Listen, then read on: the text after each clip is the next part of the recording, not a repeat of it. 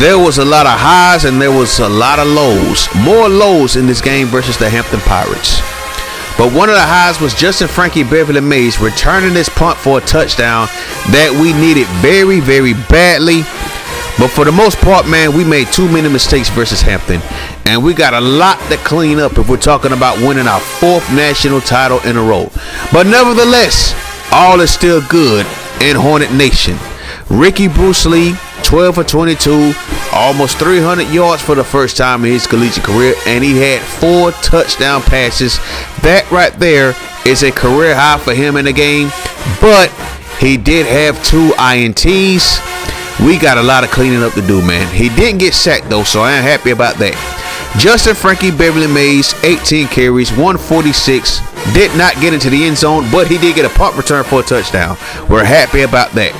The wide receiver unit looked much better in this game, but we still dropped too many passes. And Cliff Fitzpatrick is really starting to piss me off dropping passes in the end zone. He's done it multiple times this season on man-to-man situations, and that has to stop. Offensive line looked good for the most part.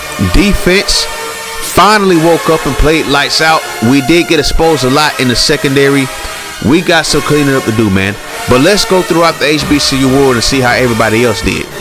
Arkansas Pine Bluff just did a number on the Southern Jaguars, and Lee had an excellent game. 172, a tutty, all on 32 carries.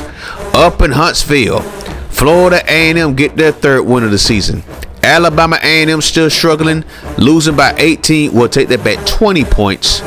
And Banks had a stellar game on the ground and in the air. Good job by Florida A&M, winners of 3 in a row now. We got the Soul Bowl.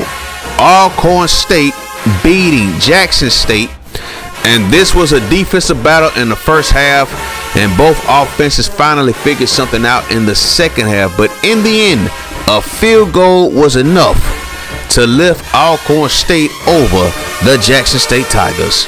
So let's go up to Philly. Texas Southern goes up to the Northeast and takes home a victory, 24-17 over the Temple Owls, the Fighting Bill Cosbys. That's a good win for the Texas Southern Tigers. They also won 3 in a row. Down there in Ida Benamis at Shepherdo, Bethune-Cookman finally get off the snide. They got their first win of the season. They are now 1-4. Winston had a stellar game. Wood, though, 122, 25 receptions.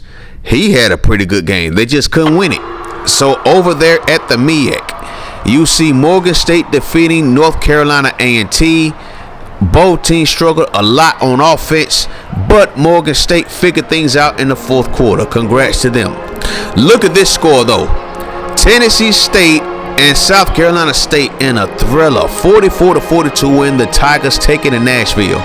Scales had 421 yards passing and 5 total touchdowns. Both of the quarterbacks balled out, by the way.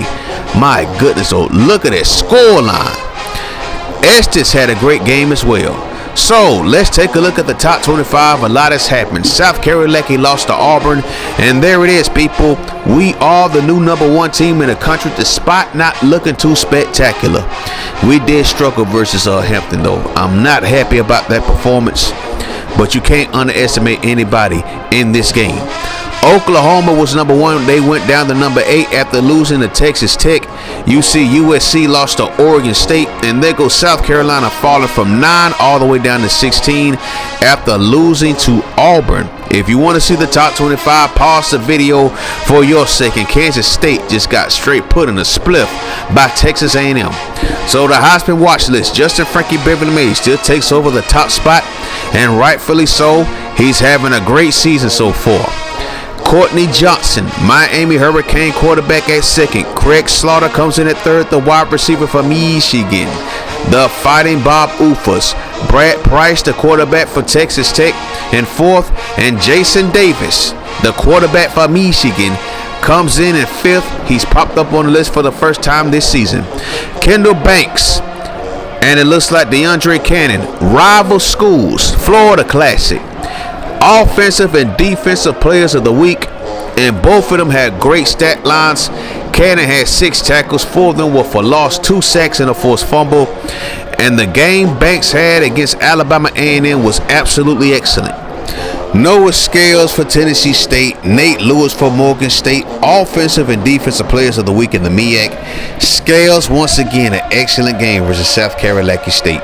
And it looks like Tennessee State or maybe Morgan State might be winning the MEAC this season. So join us next time. We got FAMU coming to town, and we got to get this offense right. By the way, what are your thoughts on Charlie Ward being named the head basketball coach for the FAMU Rattlers, man? Y'all see he already doing work in the portal though, right? He already brought in 2 players outside the transfer portal. But share your thoughts in the comment section, dog. We'll talk about it more next time. Peace.